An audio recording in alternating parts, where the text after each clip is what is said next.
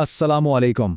हर रमज़ान एक सवाल ज़रूर सामने आता है और वो है तरावी की रकात का। तो आज हम मुफ्ती साबिर महमूद साहब के पेश करदा माखत की रोशनी में इसी मौजू को समझने की कोशिश करेंगे। तो सवाल यही है 20 रकत या 8। ये बहस तो हर साल गर्म होती है। चलें देखते हैं कि इस हवाले से जो दलाइल हैं वो हमें क्या बताते हैं। अच्छा, इस सारी गुफ्तगू को समझने के लिए सबसे पहले तो ये जानना ज़रूरी है कि रमज़ान में रात के क़याम की फ़जीलत क्या है। और यहाँ से ही बात शुरू होती है कि खुद नबी करीम सल्लल्लाहु अलैहि वसल्लम ने इस इबादत की कितनी ज़्यादा अहमियत बयान फरमाई है। और अजर तो बहुत ही बड़ा है। जैसा कि हदीस में वाज़े तौर पर फरमाया गया कि जो भी ईमान के साथ और सवाब की नीयत से रमज़ान में क़याम करेगा उसके पिछले सारे गुनाह माफ़ कर दिए जाएंगे। मतलब इस नमाज की रूहानी अहमियत बहुत ज़्यादा है। यहाँ एक बहुत अहम नुक्ता सामने आता है। नबी करीम सल्लल्लाहु अलैहि वसल्लम ने खुद चंद रातें जमात के साथ तरावी पढ़ाई, लेकिन फिर आपने जमात कराना छोड़ दी। अब सवाल यह है कि ऐसा क्यों हुआ? इसकी वजह समझना इस पूरे मसले की जड़ तक पहुंचने के लिए बहुत ज़रूरी है।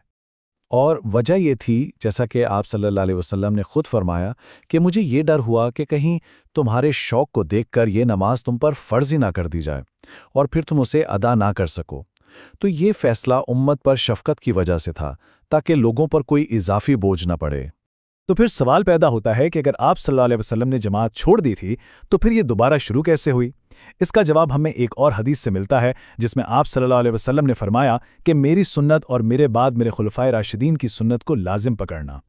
अच्छा, तो नबी करीम सल्लल्लाहु अलैहि वसल्लम के दुनिया से तशरीफ़ ले जाने के बाद सूरत हाल बदल गई। अब ये ख़तरा तो नहीं रहा था कि ये नमाज फ़र्ज़ हो जाएगी, लेकिन उस दौर में और फिर हज़रत अबू बकर सिद्दीक़ रज़ियल्लाहु अन्हु के दौर में भी लोग मस्जिद में अलग अलग या छोटी छोटी टोलियों में तरावी पढ़ा करते थे। फिर आया हज़रत उमर फ़ारूक रज़ियल्लाहु अन्हु का दौर। जब उन्होंने देखा कि लोग मस्जिद में बिखरे हुए हैं तो आपने सोचा कि इन सबको एक इमाम के पीछे जमा कर दिया जाए तो कितना अच्छा हो। और फिर हज़रत उमर ने यही किया। आपने हज़रत उबई बिन काब रज़ियल्लाहु अन्हु को इमाम मुकर्रर फरमाया और हुक्म दिया कि वो लोगों को 20 रकत तरावी पढ़ाएं। तो यहाँ से 20 रकत पर बाकायदा जमात का आगाज़ हुआ। हज़रत उमर रज़ियल्लाहु अन्हु के इस फैसले के जो नताइज निकले वो बहुत दूररस थे।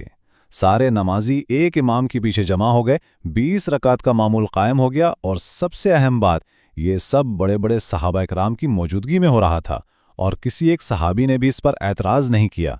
इसी को इजमा कहते हैं, यानी सबका मुत्तफ़िक़ा फ़ैसला।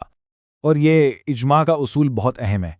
इस्लामी कानून में जब सहाबा इकराम, जो दीन को सबसे बेहतर समझते थे, किसी बात पर मुत्तफ़िक हो जाएं तो वो बात बाद वालों के लिए एक पक्की दलील बन जाती है।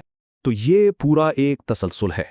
बात शुरू हुई नबी करीम सल्लल्लाहु अलैहि वसल्लम के अमल से, फिर हज़रत उमर रज़ियल्लाहु अन्हा ने 20 रकात पर जमात कायम की और फिर हज़रत उस्मान और हज़रत अली रज़ियल्लाहु अन्हुमा के अदवार में भी ये अमल इसी तरह जारी रहा और बाद में चारों बड़े इमामों ने भी इसी को अपनाया।